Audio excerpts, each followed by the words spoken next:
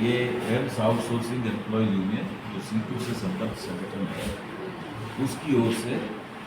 हम एम्स में काम करने वाले जो हमारे श्रमिक, चाहे वो हाउस कीपिंग में काम करते हों, डाटा एंट्री ऑपरेटर के रूप में काम कर रहे हों, लिफ्टमैन के रूप में काम कर रहे हों,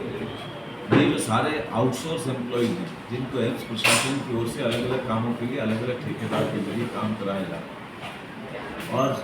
सबसे दुर्भाग्यजनक परिस्थिति ये है कि एम्स जैसी संस्था जिसकी नियोक्ता खुद केंद्र सरकार है और चिकित्सा क्षेत्र में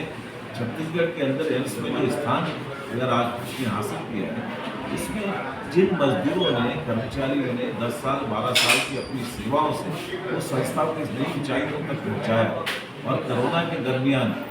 आम लोगों की जान बचाने, अपने जान को जोखिम में डालकर जिन लोगों ने एम्स में अपनी सेवाएं दी, उनका के साथ जो अमानवीय शोषण हो रहा है, उस अमानवीय शोषण के खिलाफ हमको आंदोलन के रास्ते पर जाना होगा। सांसदों का क्या कहना है इस मामले में? छत्तीसगढ़ के सांसदों से भी हमने मिला, हमने ये कहा कि एम्स में जो नई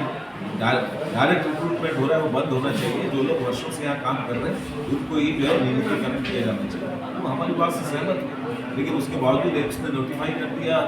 बाकी सीधे जो है लोगों का आवेदन मंगाकर सीधी भर्ती कर दी। दूसरा, 18,000 रुपये पर दस्तखत करा रहे हैं, 9,000 रुपये उनके तनख्वाह मिल रहा है। तीसरा, काम के घंटे कहीं कोई निर्धारित नहीं,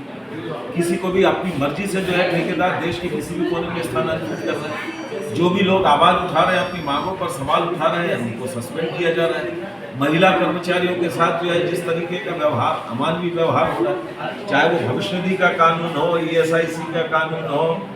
बोनस का कानून हो, 8 घंटे के काम का अधिकार का कानून हो, न्यूनतम वेतन का कानून हो, कोई भी कानून जो है सही मायने में अमल में नहीं आ रहा।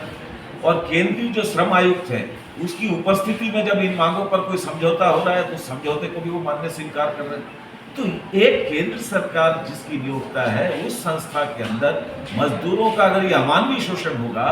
तो अल्टीमेटली जो है, हम जानते हैं सीटू एक जिम्मेदार ट्रेड यूनियन है कि एम्स एक चिकित्सा का संस्था है जहां छत्तीसगढ़ की पीड़ित जनता अपनी चिकित्सा के लिए वहां पहुंचती है। वहां हम आंदोलन नहीं करना चाहते, हम चाहते हैं कि बातचीत के जरिए इसका समाधान हो। लेकिन एम्स प्रशासन अगर इस पूरे मामले पर चुप रहे और इस तरीके का मजदूरों का अमानवीय शोषण हो और जिला प्रशासन मौन रहे और सांसदों के द्वारा कही गई बातों के बावजूद छत्तीसगढ़ के में चुनाव के प्रभारी के रूप में केंद्रीय